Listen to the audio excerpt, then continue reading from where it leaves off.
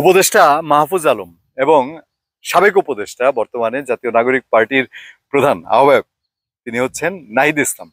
এই দুজনের সাম্প্রতিক বক্তব্য নিয়ে বাংলাদেশের রাজনীতিতে একটা কাণ্ড কারখানা ঘটছে। যদিও রাজনীতিবিদরা ত্যক্ত বিরক্ত, দেশের অনেক মানুষও তাদের কথাবার্তাগুলো সন্দেহের চোখে দেখছেন। দেখেন, একের পর এক নাহিদ ইসলাম এর আগে মোটামুটি বলে দিয়েছেন যে মাহফুজ আলম নাহিদ ইসলাম প্রথমে বললেন যে এই তাদের যে সংস্কার, শেখ হাসিনার বিচার, আওয়ামী লীগের বিচার, এগুলোতে একমত হন, আমরা ইলেকশন এনে দিব।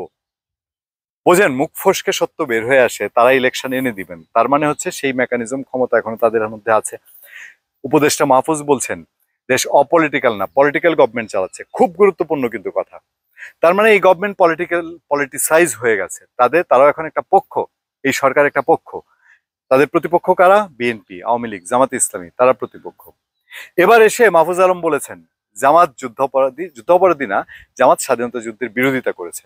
তবে কথাটা তিনি এমনি এমনি বলেননি। জামাতের সাথে তাদের খুব ভালো সম্পর্ক, বিশেষ করে জুলাই এবং আগস্টে 24-এ আন্দোলনে জামাত এবং শিবির না থাকলে তারা কতটা ফলপ্রসূ হতেন, তারা কতটা সফল হতেন, এই প্রশ্ন আছে। মাহফুজ আলম কেন এই কথাটা তুলেছেন? একটা কথা জায়েজ করার জন্য। এরপরেই তিনি বলেছেন 24-এর মধ্যে দিয়ে মোটামুটি যে আলামাতের নাকি কলঙ্ক মোচন হয়ে গেছে। কলঙ্ক মোচন শব্দটা তিনি উচ্চারণ করেন নাই। বলেছেন যে 71-এ তারা যদি ওই রকম থেকে থাকে, 24-এ যে ভূমিকা জামাত পালন করেছে তাতে মোটামুটি কাটাকাটি কাটাকাটি হয়ে গেছে। দেখেন, জামাতের সঙ্গে তাদের যে সম্পর্ক, তাদের জামাতকে প্রয়োজন হবে, সেই প্রয়োজনটা মেটানোর জন্য জামাতকে জাস্টিফাই করেছেন তিনি।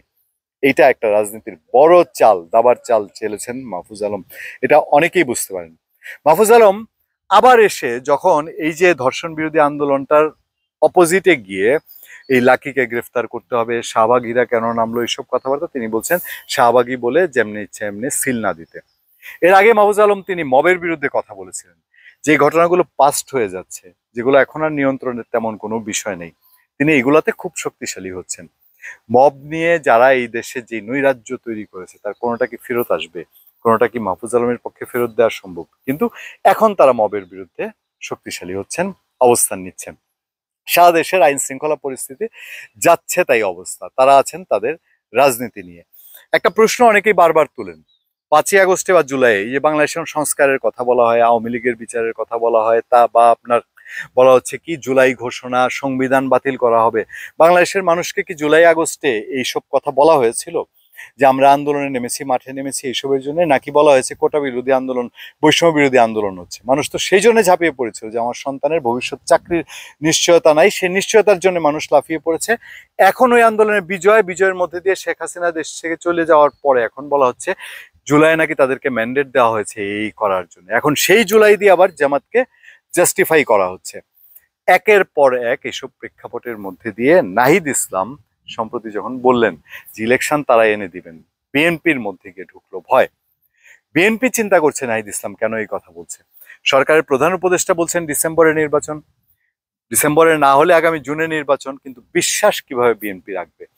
দেখেন, বলা হচ্ছে অল্প পরিসরে সংস্কার চাইলে ডিসেম্বরে নির্বাচন। অল্প পরিসরটা কি? আপনি কম খাবেন, কতটুকু কম খাবেন? আপনি মাথা খাবেন, মাছের মাথা কোনটা, রুই মাছের মাথা খাবেন না মলা মাছের মাথা খাবেন, সেইটাই তো এখনো নির্ধারণ হয়নি। ফলে বিএনপি স্থায়ী কমিটি মিটিং এ বসে এটা নিয়ে চুলচেরা বর্ণনা করেছে যে সরকার মুখে এটা বললেও সরকারের ভেতর থেকে এখনো অনেকেই চাচ্ছে নির্বাচনটা পিছিয়ে দিতে। ফলে আদতে ডিসেম্বরে নির্বাচন কিনা, এটা আমার ধারণা এই নাহিদ ইসলাম, মাহফুজ আলম তারা খুব ভালো জানেন।